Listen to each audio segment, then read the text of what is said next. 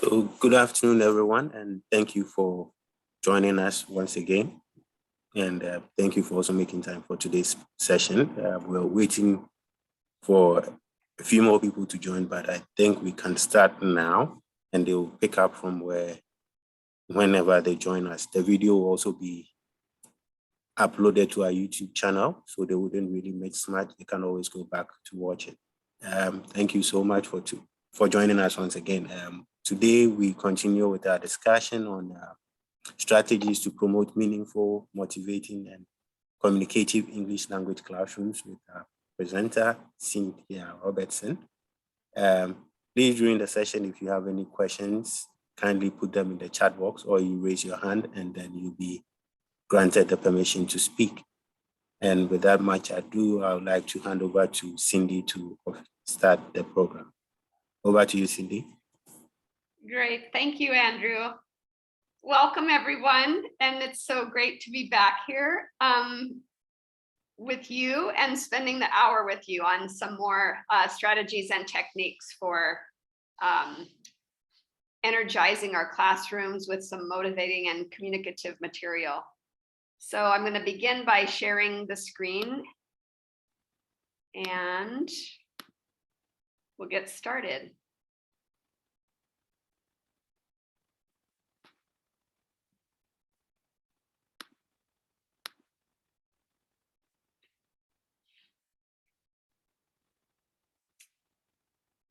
So today is part 2 of the session, strategies for promoting meaningful, motivating, and communicative English language classrooms.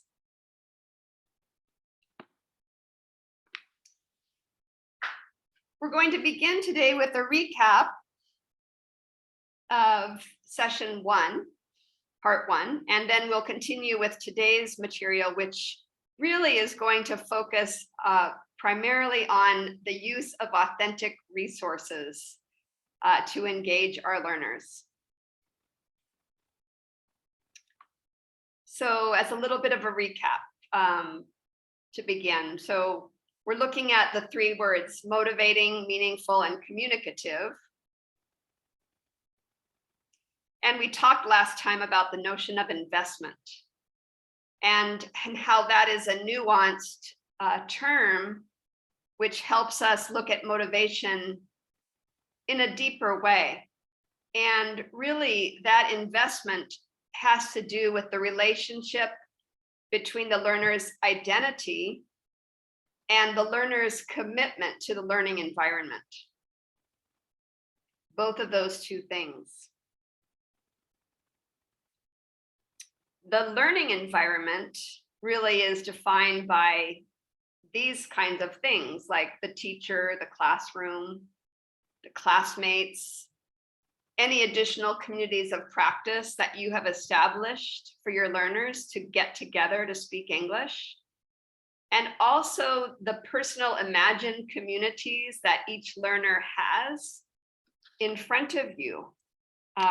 Why do they hope to learn English? Where do they hope to practice in the future? What is English going to do for them? And the commitment has to do with their relationship to English, how a learner even thinks about English, and how the learner thinks about the lessons that you do in the classroom.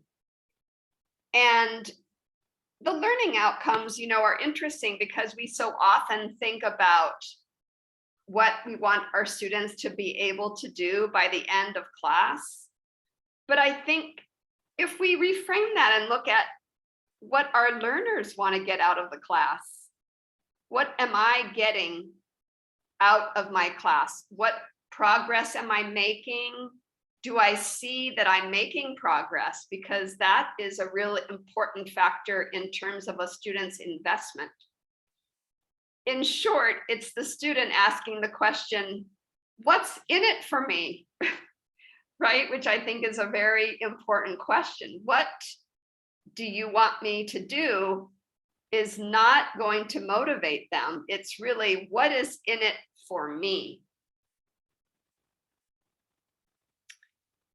And then, we have these notions of material that is relevant, it's authentic, and it's personal. And as a learner in the classroom, I want to know that what I am saying matters to me, and it matters to the people that I'm speaking with. And so these are the elements of something that's more communicative, like the notions of personal and authentic. It's a chance for me to express my voice, my identity. We see a classroom that is very socially, engaged in interaction. And of course, that student-centered classroom that we want to try and maintain as much as we can. And then, we want to look at our objectives and to make sure that they match all of this, right? Do our objectives allow learners a chance to communicate something that is meaningful, personal, and authentic, right? Each lesson should culminate in this notion of an expression of something that matters. And often in our textbooks, the learners don't care so much about some of the things that come up in our textbooks, right? And so that creates a block in us finding ways to engage them. That is our challenge. I thought this was an interesting look at who is the 21st century language learner in front of us.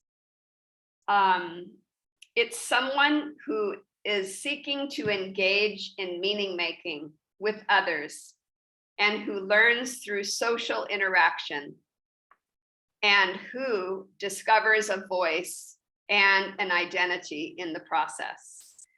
And I think this really encapsulates what we're talking about here, really. How do we engage learners to make that connection with themselves, that they are in fact creating bilingual, multilingual identities with English as the medium in that classroom.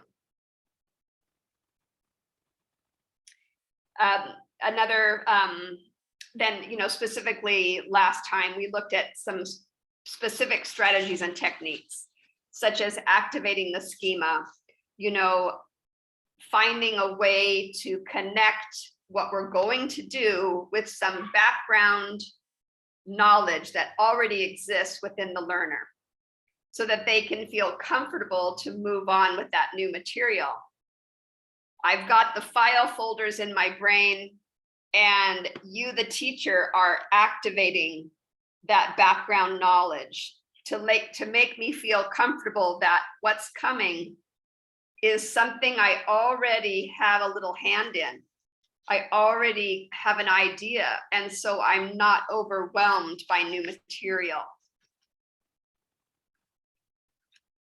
And then we use the quick write as a technique to develop fluency in writing, and also to really allow learners a chance to put their thoughts down on paper, because writing equals thinking, right? So it's a chance for learners to reflect on what they think. And the fluency factor, I think, is something that we're trying to establish also with the quick write. And it's not something that we're going to collect and correct. It's merely something that allows the learner to put ideas down on paper in whatever grammar they're capable of. We do not worry about grammar mistakes in the activity of the quick write. And then finally, last time we looked at mentor texts and why it's so important as a scaffolding practice, really, for learners to have a model to follow that doesn't feel so overwhelming for them. And we looked at the specific example of the poem The Negro Speaks of Rivers, right? Where you were able to repeat the same lines in the beginning of the poem and then create your own lines in the center, and then to finish with the lines that Langston Hughes used in his poem. Of course, we did several activities to activate the schema ahead of time. Remember, we didn't just show them the poem. I didn't just show you the poem and then we moved right into it. We looked at our own rivers in our own local context. What kind of association do you have with rivers? So in addition to activating the schema, we were looking at a mentor text and how that could help learners create their own poem that speaks about who they are. So that brings us up to today. And today, as I said, the focus will be on using authentic resources in the classroom.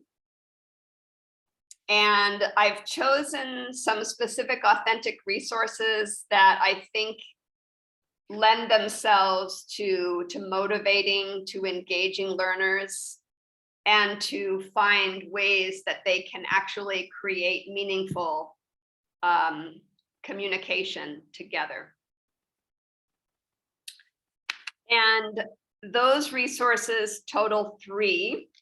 We're going to look in depth at 3 of them today. We're going to look at the visual artist BMike. We're going to go to an International Women's Day website and to an Earth Day website.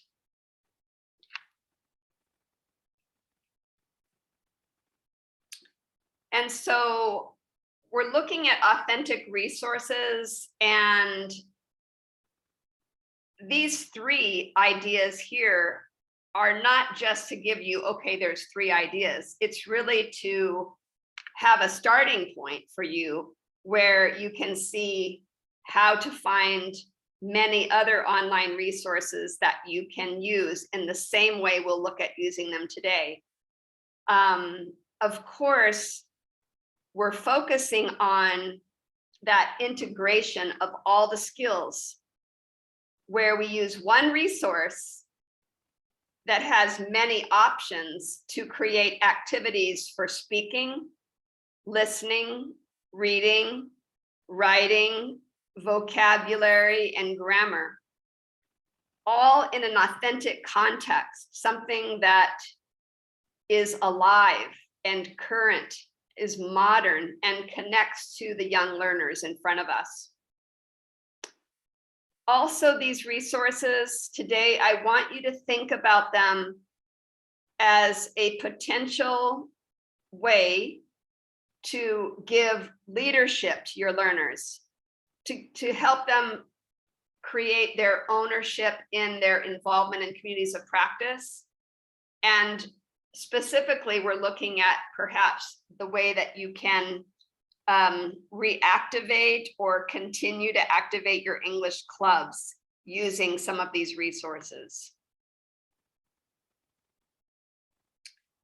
Okay, so here we will begin with BMike. And I want you, while you listen to this video, to think about these questions. So you're going to be listening to the video and just take a note of these questions here, because I'm going to ask you to not stare at these questions, but I'm going to show you the video. So who is BMike? Try to listen for what he does for a living. Where does he live and work? Listen for what he likes to paint. Listen to what inspires his art. And he talks about why his studio is called Studio B, so you can listen for that. And then finally, I want to ask you the personal question of what do you think about his studio? So depending on the level of your learners, you can take these questions and break them down. You could maybe limit it to 3, you could limit it to 4, whatever you decide for your level of learners. You can have them listen for one idea the first 3 minutes, and then play the audio again and have them listen for the next idea. Again, depending on the level of your learners, you will adapt any kind of audio that you play so that your learners don't feel overwhelmed. Instead, they feel encouraged that they're able to comprehend something. Like, who is B. Mike and what does he do for a living? Maybe just those two can make a learner feel like, wow, I understood an authentic resource, an audio from a US citizen who's speaking English. I understood it. Okay, so I'm going to briefly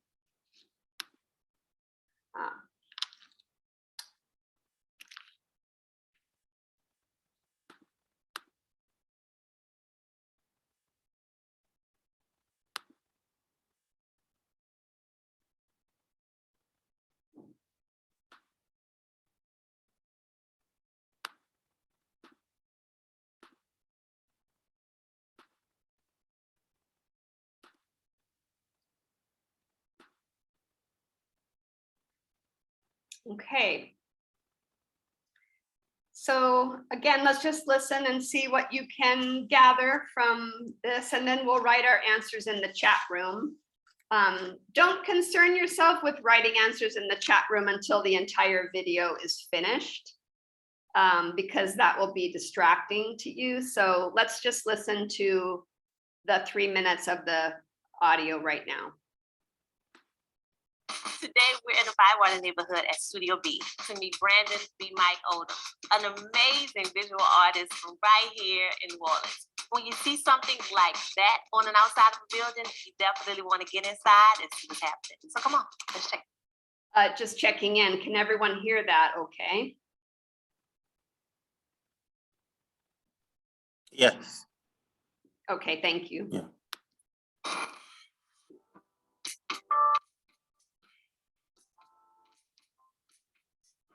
My name is Brandon B. Mike Odom, and I like to think that I put a little paint where it ain't, you know?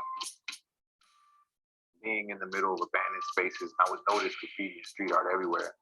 I would go back in these spaces and I'm thinking, okay, I'm gonna do something too. But I started painting things that was important to me, people who were important to me. Like the very first thing I did was the Malcolm X painting right here. I didn't think anybody would see it, but it turned into this organic underground project where I would go back there all the time. And then I would see people with their cameras walking around, and then I saw schools with field trips, and I was like, what's going on? People started to pay attention, and you know, it was like a conversation. The more I talked, the more people listened. The more they listened, the more I wanted to talk. And painting and drawing, and here I am now. Studio B is a non-traditional art space. It was an empty warehouse, 35,000 square feet. That I was given the opportunity to transform into my first solo show as an artist. So it's a space that allows large-scale murals, all done with spray paint, to exist on wall after wall. And it all tells a story of just what it means to be human. Social justice aspect of the space, how would you verbalize that? I mean, I just look at it as a responsibility, you know, as an artist, as an image creator. It was always about how do you educate, inspire, agitate, you know what I mean? Like that's what art was always supposed to do. And this is my small contribution to that legacy, you know. Art has always been used throughout history to do more than just speak for the behalf of the artist. Following people right here, he said artists are here to disturb the peace. I remember, you know, doing a tour and talking to some kids afterwards, and they're being so excited about a particular painting, and I was like, why do you like this one so much? You know, like, oh, because it looks like me. And I remember never having that experience growing up in the art spaces, visual art spaces. Yes, there's large paintings of Dr. King, but there's also paintings of everyday people from New Orleans.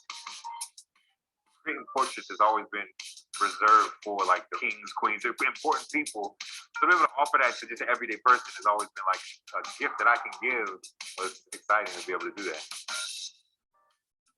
The name of this show is Studio B, and all that means is like the idea of what it means to be, what it means to exist.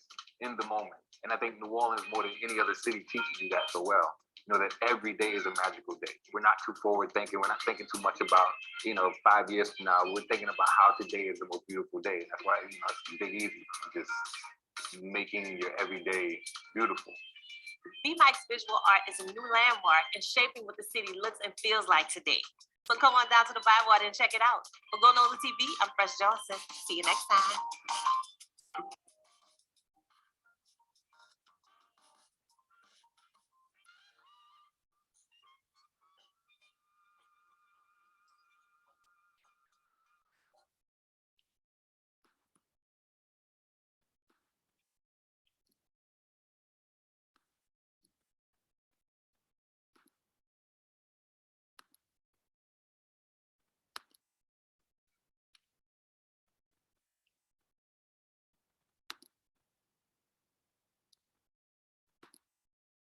So let's take a look then at what you can write in the chat room to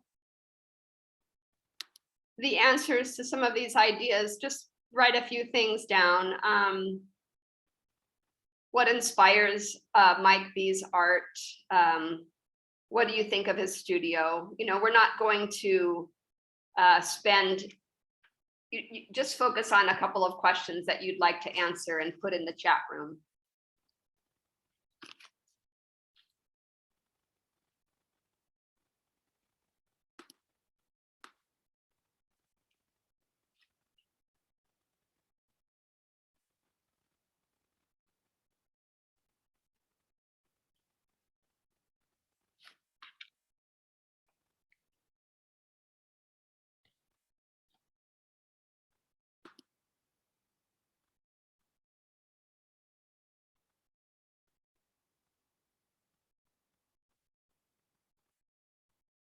So is anyone writing anything in the chat room? Let's see.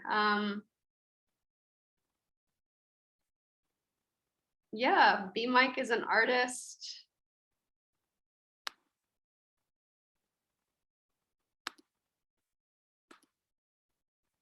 He tells stories of what it means to be human and also paints pictures of everyday people. Yes, I love that. He's motivated by Black issues. His studio is uncharacteristic of artists. Nice. So we could break down all of these ideas and continue to create our own lesson based on the responses that your students are giving, right? Motivated by Black issues. What does that mean? His studio seems very uncharacteristic of artists. We could break that down. These are all chances for a speaking activity following this 3-minute listening activity. And yes, he lives and works in New Orleans. So New Orleans is also another thing that we can really break down. Della says that he paints images of revolutionary Black Americans and everyday Blacks because he wants to inspire people to tell their own story. He chose the name because he wants to be more. Yeah, I love that. Sensory overload from the little I could see. Yeah, and he talked about being in the present. He doesn't want to live in the future or the past. He just wants to reside in the present. And I think that artists are very good at living in the present. The point of this is not to create right now on this webinar all the different kinds of things we could do with this, so much as for you to see the infinite possibilities of using it as a space around which you can develop listening, speaking, reading, and writing activities. So thank you for sharing those chats, which I think demonstrate that enormous potential for activities that could be engaging, right? Because it's real. He's a human being and he's putting his art out there, connecting. And so many of our learners don't know who lives in the United States. You know, the diversity in our country is huge. The culture of New Orleans also. So let's let me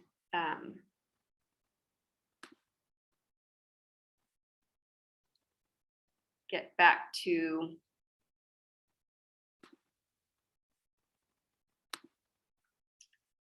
so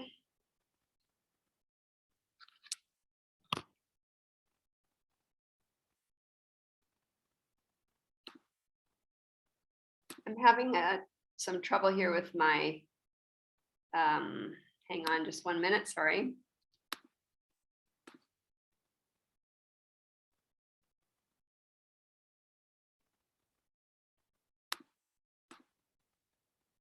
So I've broken this down into, you know, ways to create a personal connection, right? Because that's part of using these authentic resources, is that they create a personal connection.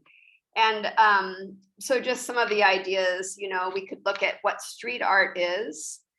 You could ask your learners if you know any street artists. What's the goal of street artists? What do they want to accomplish? And then this very personal question, why would you want to paint in the street if you were a street artist? What would you want to paint? What message would you want to tell the world?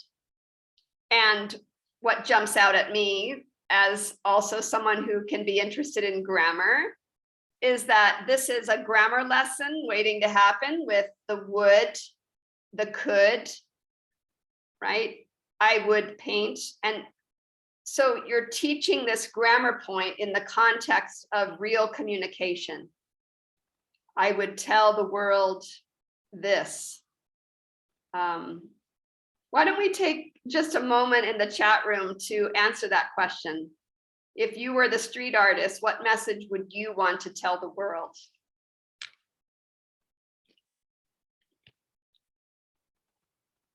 Let's see. I will try to think of one too.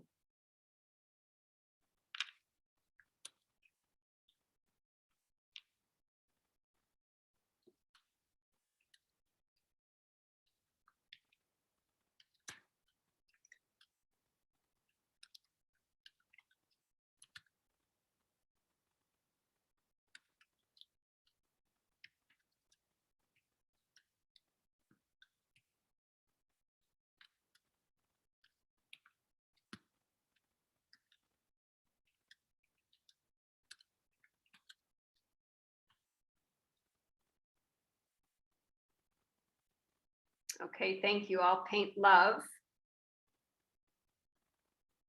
That's beautiful.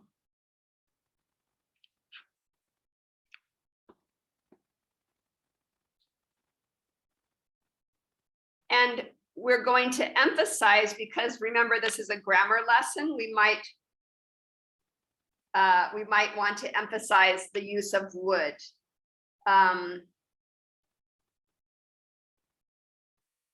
Children are a whole candle burning for a long time, nurture them.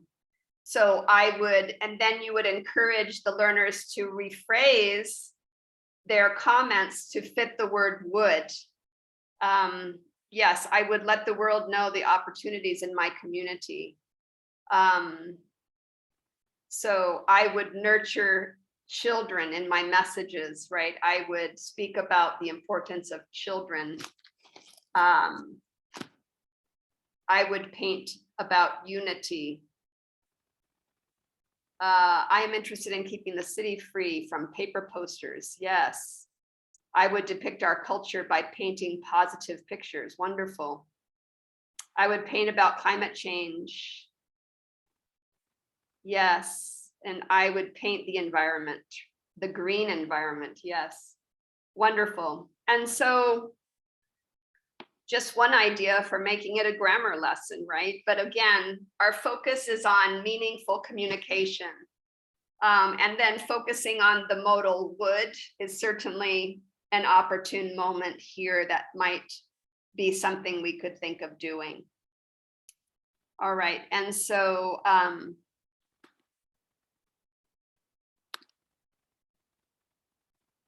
don't know why I'm not able to. Sorry, I'm having some technological issues here.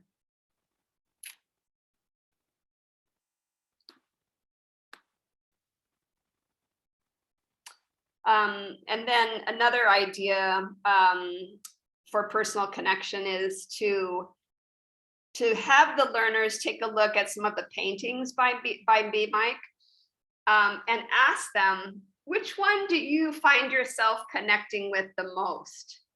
And so you have them, you give them maybe the website, depending on what the internet capabilities are. Or you display them in your classroom and you have the learners select one that they connect with.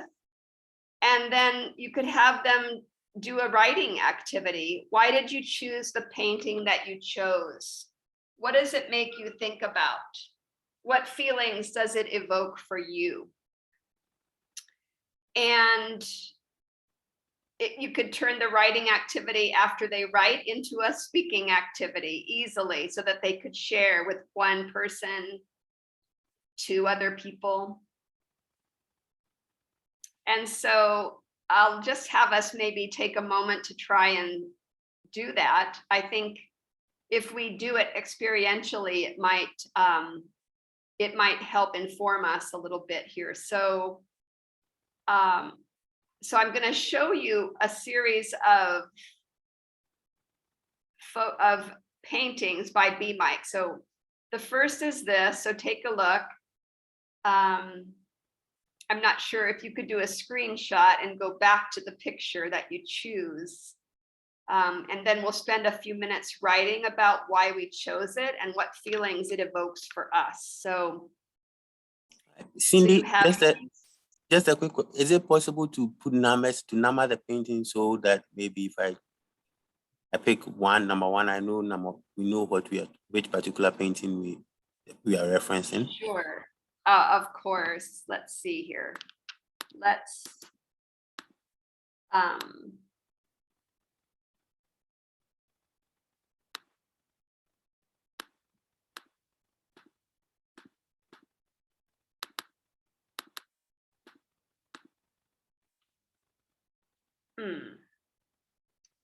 How about if we just go across, Andrew? Or we can just say picture 1 is the first one, 2 Yeah, second. picture 1, and then to the right of picture, let me just share the screen and we'll talk about that here for a second. Okay. Okay, so let's take the picture on the left, my ancestors' wildest dreams, that's picture number 1. Okay. And then we have to the right of that picture 2, and then the woman with the large red earrings is painting 3, and then the boy holding up the flower is painting 4. So if the participants are able to take a screenshot, that would be helpful, and then we'll move to the second, where you have picture number 5 on the left, the large picture 5.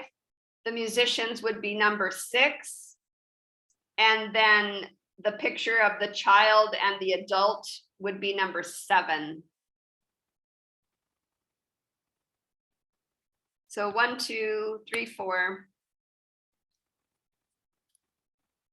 5, 6, 7.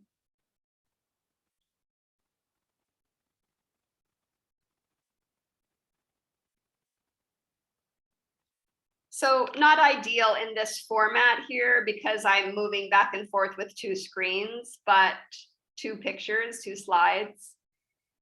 But if the students have the website to go to, you can see that they will focus on one that attracts them, and their activity could be to write about why they chose the painting. What does it make you think about? And what feelings does it evoke for you?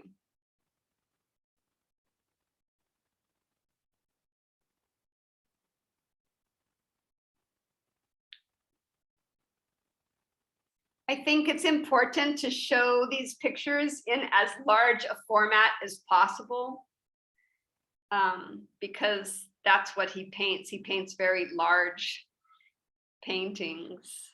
So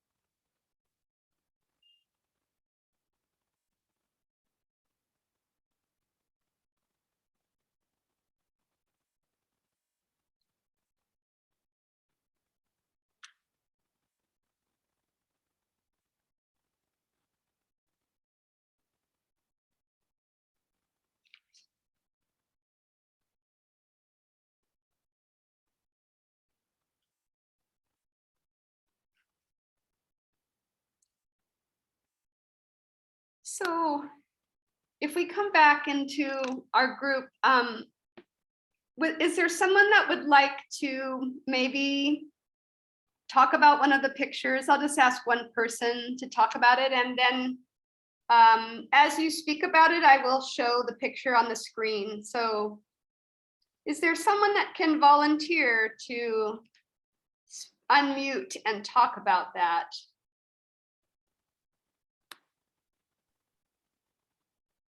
If you like to speak, kindly raise your hand and then you'll be given the opportunity to do so.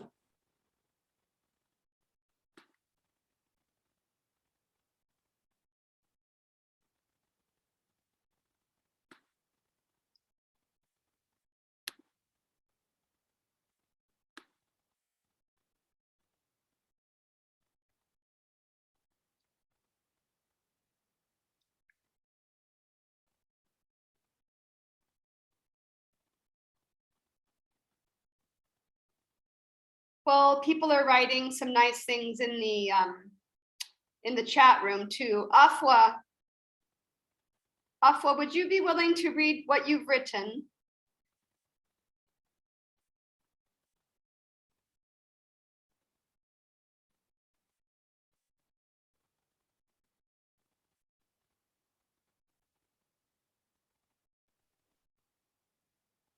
Hello, Afua. Hello. Hello, would Can you you be hear me? willing to Yeah. read what you wrote? Okay, I thought it was a very refreshing picture. And like I said, most of the time the children will go to the mother for all kinds of help. So it was refreshing to see that the father was really helping the child out. That's for now. It's not the picture is not very clear on my screen, but that's how much I can see. Okay, good point, right. So, okay, I love that idea that came out, which was how it struck you as surprising because so often it's the mother with the child, and here it could be the father. So that's really a chance to elaborate more on that. The student could continue talking more about their own experiences, depending on if they're a boy or a girl. You see that this is a way in, a way to get more out of the learners, to identify what it is they're really thinking and feeling in the medium of English. It's the chance is very ripe for something at that moment. I could go on with Afua and have a conversation more about that and about her own childhood, perhaps, or whatever we could see could unfold in our conversation. All right, so thank you, Afua, for sharing that. So we'll go on, but I think that, certainly this evokes possibilities for both boys and girls.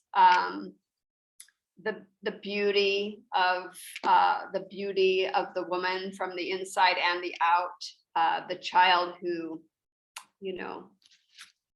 has her arms wide open for whatever reason. We could speak about that for many different ways. And here, this might evoke an idea about someone who's interested in music, right? Expansion activities is something I want to take a moment to talk about too. We could, so often, if we're learning a target language, and certainly Ghana is an Anglophone country, but if we continue to expand our world into the communities where English is spoken, and one place is certainly, the United States, and we could, what do your learners know about the United States and some of the places of the amazing cities where there is a lot of diversity, such as New Orleans? You could think about creating a class project. Mike B Mike talked about living in New Orleans, and hopefully that would spark some curiosity in your learners. Well, where is New Orleans, right? And then divide the class into some groups. And possibilities are history, the people, the traditions, the food that is eaten there, the music and the dance. They're all unique to New Orleans. And then within that, there are subgroups, right? The Mardi Gras traditions, the Mardi Gras Indians, the cruise. All of these things are ways to engage learners with what US culture really is, right? It's so hard for us as teachers to bring that culture alive into the classroom. And B Mike is doing that by his display of the community of New Orleans. The people that live in New Orleans, where did they come from? They were Africans that intermarried with Acadians. They became Cajuns. They spoke their own language. They played their own music, Cajun music, Zydeco music. It's the origin of jazz and blues in our country, certainly taking its roots from the African context. So I think that an example like this is so important for your learners to say, wow, there's a lot of connections between me and some of the people that live in the United States, right?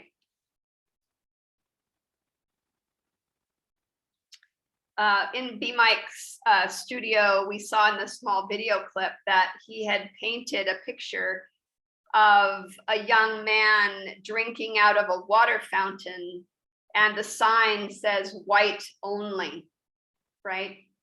Well, why does it say white only? And why is a Black man drinking from it? And what does that mean? And really, it's the beginning of the civil rights discussion. So certainly we know about Martin Luther King, and we know about Rosa Parks. In our classrooms, you teach that, I know.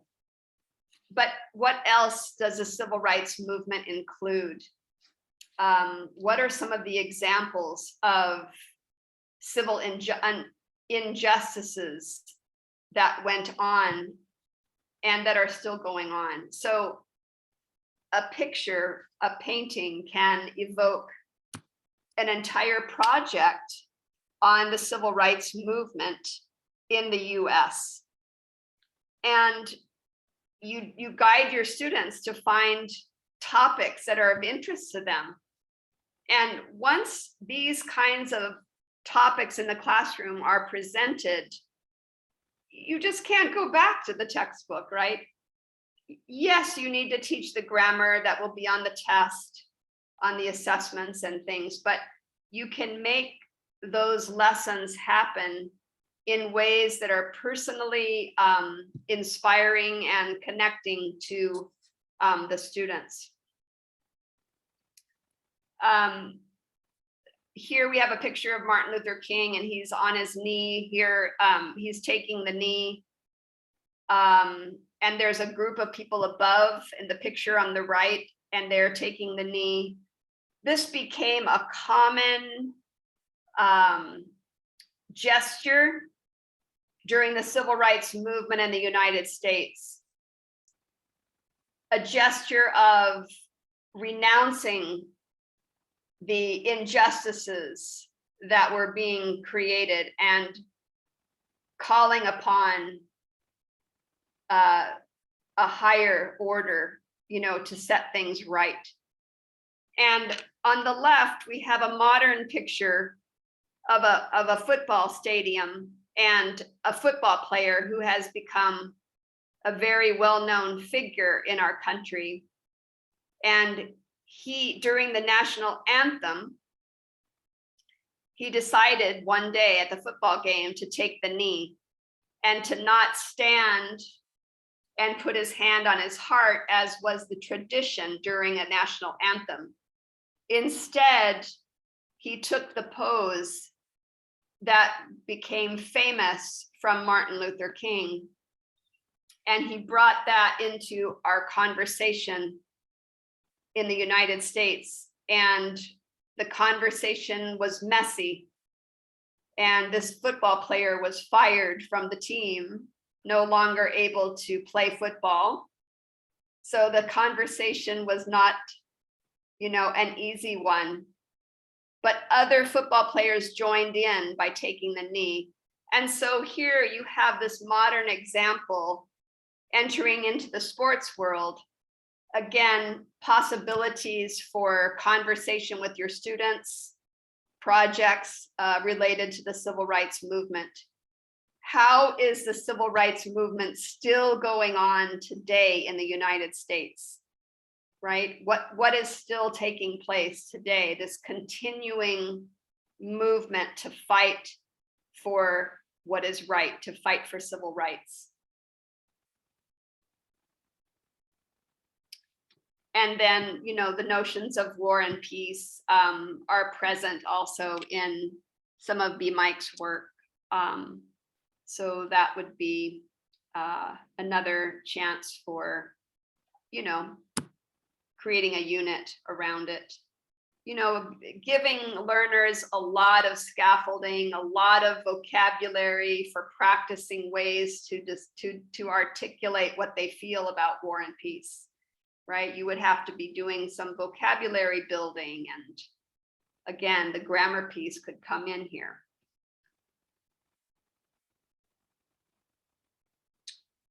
So the question is, what else? What else could we do? What other kinds of projects could we bring in that would connect the learners to local communities, to the communities in Accra and in Ghana, communities in other West African countries, right? It's an infinite amount of resources online that could be potential units of instruction, and could be potential ways for English clubs to get involved also with activities and leadership. I'd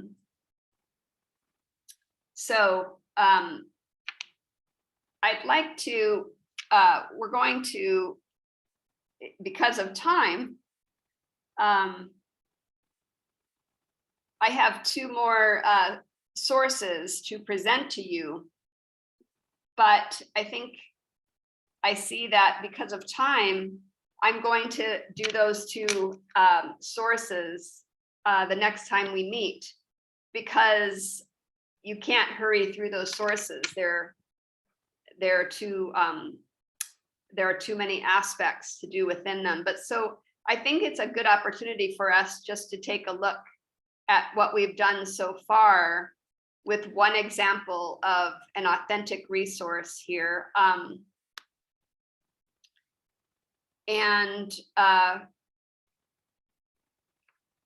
Certainly, you know, your own Googling is going to be helpful in terms of you create group work for finding out about New Orleans, right? You select articles that you find that talk about what Mardi Gras is and who the Mardi Gras Indians are. What's the connection between African Americans and Indians in our country, the indigenous people? So I'll stop talking and let's just take a look at maybe some of your comments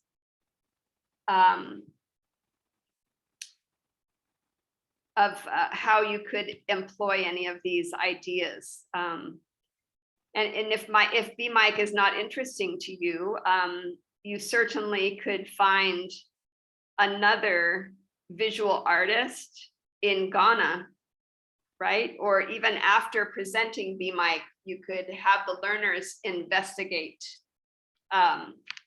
their own visual artists. And this is not to belabor this notion of art and how important art is for us. It's rather to show you that it's a point of departure for creating meaningful conversation in the classroom with our learners, right? Ways that they can kind of connect to ideas, they connect to people, people they didn't know lived in the United States. They meet people who look like them. They're finding a way into US culture in a way that is very authentic. And they're using English as a potential for, you know, a future connection.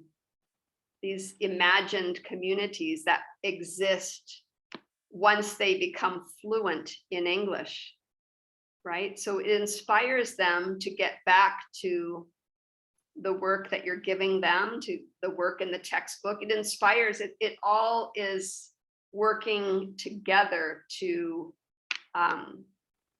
ways in to impact the learner and to make them want to learn more. So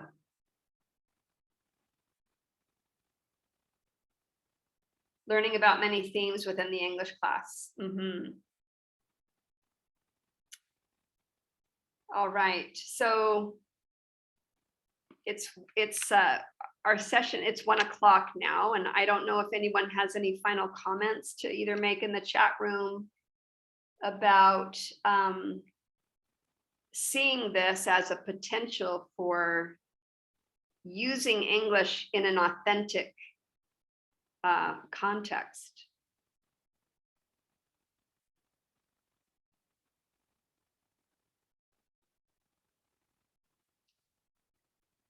Okay, Peace. Yes, unmute and let's hear your comment.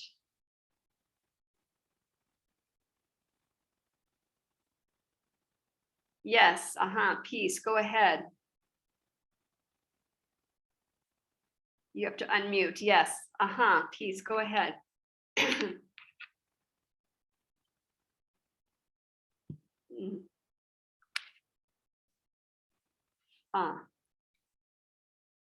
I think you're still muted there, Peace.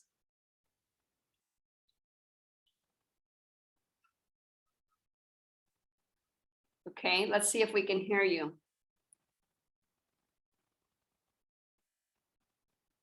She might be having some audio issues. Do you want to write your comment in the chat room or? Yeah, you're unmuted now, so if you speak, we can see if we can hear you.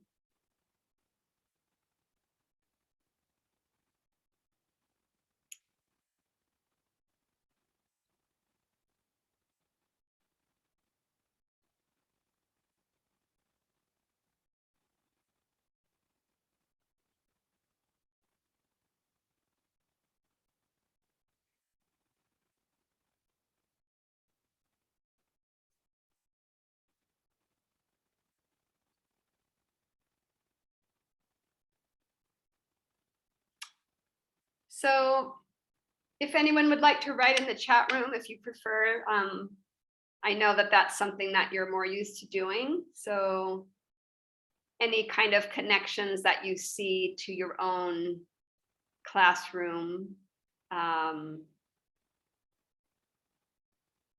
ways that you could actually bring in US culture, and to help learners see that actually they have a connection to that culture.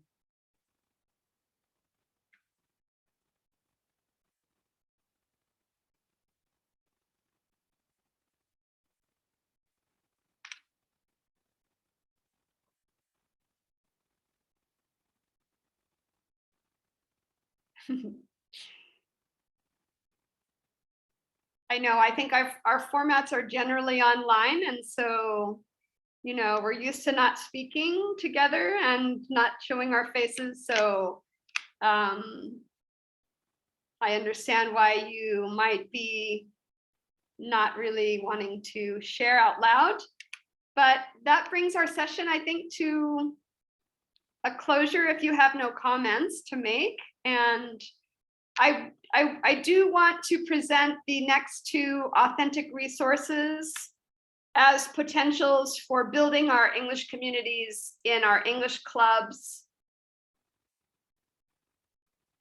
And I think that you will find them very helpful. One, again, is on Earth Day, and the other is on International Women's Day. And you can take a look right now at Earth. It's called earthday.org. Earthday.org. And because on April 22nd, I just wrote it in the chat room, on April 22nd, Earth Day is arriving. So always a good moment to talk about the environment.